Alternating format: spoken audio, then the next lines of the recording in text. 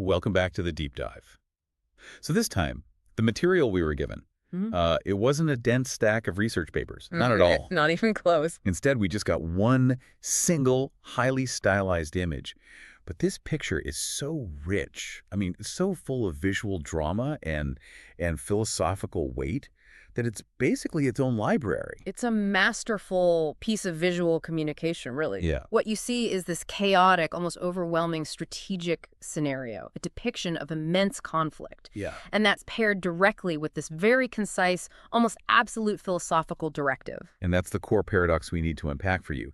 Our mission is to decode this image piece by piece.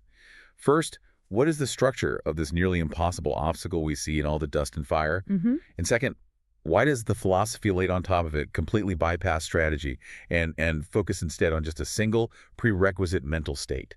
It's a great question. We have to grasp the sheer complexity of the external challenge, the battlefield, to really appreciate the staggering simplicity of the internal instruction that's being provided. Okay, Yeah. let's unpack this. We'll do it. Let's start with just the atmosphere, the feel of the whole scene. The first thing you notice is the mood. This isn't some clean clinical depiction of war. The color palette is so intense. Oh, yeah. Overwhelming oranges and reds just dominating the sky, and they kind of blend into this dusty brownish ground. It suggests this oppressive heat, or maybe all the dust kicked up by thousands of troops. Right, or the fiery climax of a long, brutal day. It just screams high stakes. It immediately sets a scene of extreme, almost unbearable tension. And right in the middle of that tension, our focus zeroes in on this small cluster of central figures. They're clearly the main actors here. Absolutely, the recipients of the message. And the most prominent one is the figure positioned just above the others, almost. Yeah. Radiating.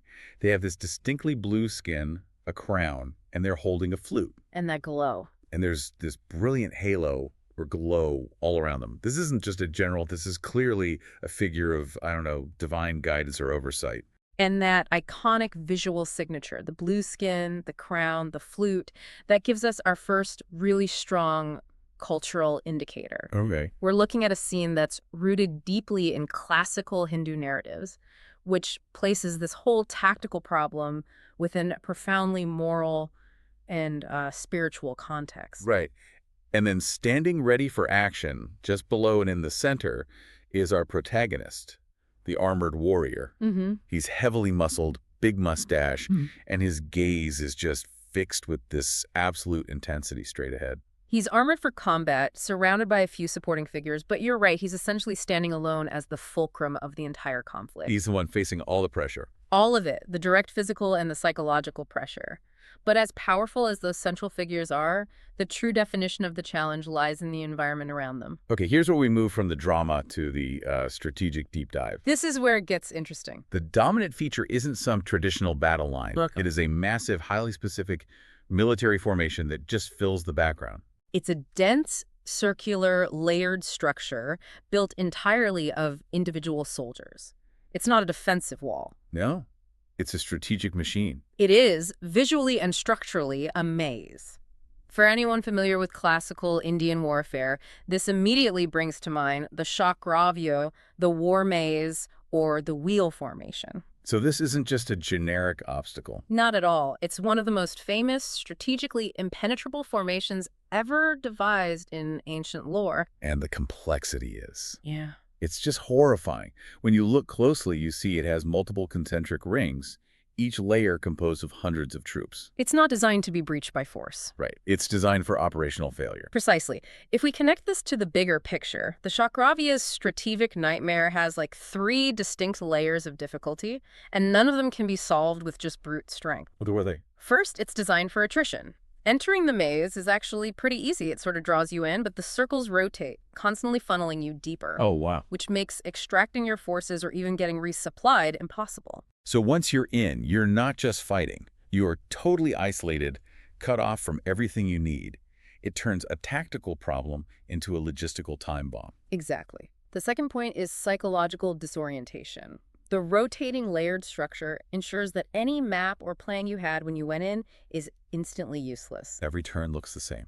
Every turn looks the same, troops are appearing from unexpected directions, and your communication just completely breaks down. It defeats the enemy by shattering their ability to navigate. That's the ultimate layered defense. It reminds me of trying to tackle a massive, unforeseen technical debt problem. How so? You think you fixed the first bug, but solving it only reveals a new, identical layer of bad code underneath. And then you realize the entire structure is designed to absorb and exhaust you.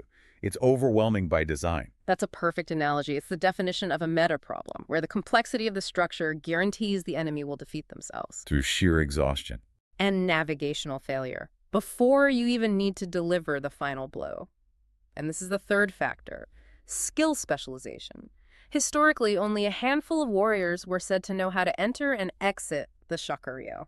So it requires a very specific, rare kind of knowledge. Yes. A skill set that almost no one has. Okay, so to summarize the strategic scenario, our warrior is facing a gigantic, multi-layered, rotating, strategically impenetrable structure. It's designed to guarantee isolation, cut off logistics, induce confusion, and demand a rare, almost mythical skill set to survive. Right. Logistically, it's an impossible fight. In cold strategic terms, yeah. The visual foundation is setting up a guaranteed failure. The sheer scale and tactical impossibility of the maze overwhelm any conventional approach. And that's the critical setup. But now let's transition to the astonishing contradiction here. Placed prominently above this tactical, logistical, psychological nightmare is the text. The philosophical antidote. Exactly, rendered in bold Hindi, glowing against that intense orange sky. The first declaration right at the top is Asligat, which translates to, everything is possible. A total, unqualified declaration of boundless potential. When you put that right next to the impossibility of this strategic maze below, it's almost mocking the tactical reality. It's jarring. And the second statement immediately follows, adding the crucial directive, the part that connects the possibility to the action. It says, Erigon's most plot size might vary deborah times. The beginning should be with self-confidence. And then way down at the bottom, almost like a minimalist sign-off to this massive truth, you have the small text. One thought. Just one thought. What's so fascinating here is that the philosophical advice completely ignores the operational reality we just detailed. It does. The rotating walls, the lack of supplies, the disorientation. The text doesn't offer a tactical solution. It offers a precondition. Here's where it gets really compelling for me. You have this massive formation, which by any strategic analysis is impossible to penetrate or survive. And yet, the text insists that the only thing required to begin the attack is an absolute internal state of confidence. This raises an important question for you, doesn't it? Is this advice actually practical? Or is it bordering on, naive idealism? I mean, that's the thing. Confidence doesn't physically dismantle a wall built of hundreds of armored men. That's what I struggle with. If I'm facing a strategically perfect defense, whether it's this military maze or like an entrenched bureaucratic system telling me to have confidence, feels like it's ignoring the fundamental architecture of the problem. You'd want a map. Shouldn't I focus on a map or a specific tool or bringing more people? The insight of the image argues against that conventional view. It suggests that the real battle is lost long before you even reach the maze, if you allow the external complexity to erode your internal conviction. So the text implies that focusing on the technical impossibility, the scale of the maze, is itself a distraction. It is. The confidence isn't just a morale booster. It's the necessary key to even unlock the possibility that everything is possible. I see. Exactly.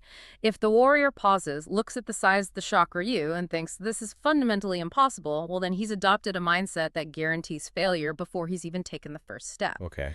The philosophical statement demands that the decision to engage the impossible problem must be made with the absolute certainty that the solution exists, even if it is currently invisible. It turns the entire strategic scenario on its head. The greatest vulnerability of the maze isn't a flaw in its design. No. It's the wavering belief of the person trying to enter it. Confidence in this context is the intellectual catalyst. It's the thing that prevents psychological disorientation from taking root in the first place. It lets your mind stay open. It allows the mind to seek rare, innovative, or specialized knowledge instead of being paralyzed by standard logistical fears.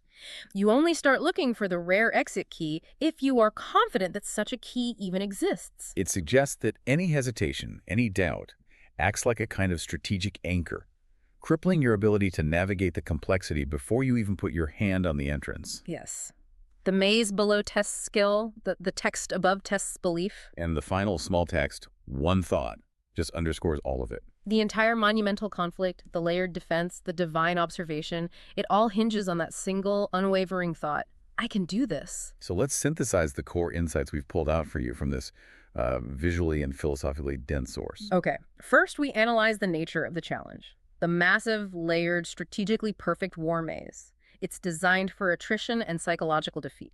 It represents the ultimate external, multi-layered problem. And second, we identify the radical philosophical solution, the necessity of starting every complex, seemingly impossible endeavor with absolute, non-negotiable self-confidence. Making the possibility of success conditional on that initial conviction. The image presents this powerful paradox. The external complexity is maximized, while the internal preparation is minimized to a single, absolute principle. The ultimate takeaway is that the battle against this maze of problems is won or lost, not in logistics, not in numbers, but in the certainty of your approach. So what does this all mean for you? The source is a stark reminder that when you're facing a daunting, multi-layered strategic challenge, you should spend less time calculating the odds of failure, which the visual maze clearly wants you to do, Yeah, that's its whole purpose. and more time generating the conviction that guarantees the beginning of a genuine attempt. That internal belief is the engine that transforms the impossible into the merely difficult. It's what drives you to seek the specialized knowledge needed to defeat a system that is designed to defeat you through fear and doubt. But let's build on that initial thought, because confidence is only the start. It's the spark. Right, it's not the whole fire. So if self-confidence is the necessary beginning, if it's what unlocks the belief that everything is possible, what specific first tactical step of preparation or action would follow that initial surge of belief? What do you do with it to fully unlock that possibility referred to in the text? You need to consider where your own beginning needs more conviction, and then what is the calculated, unwavering action that belief empowers you to take against your own complex, layered maze this week. Something to mull over as you begin your next impossible endeavor. Until next time, keep digging into the source material.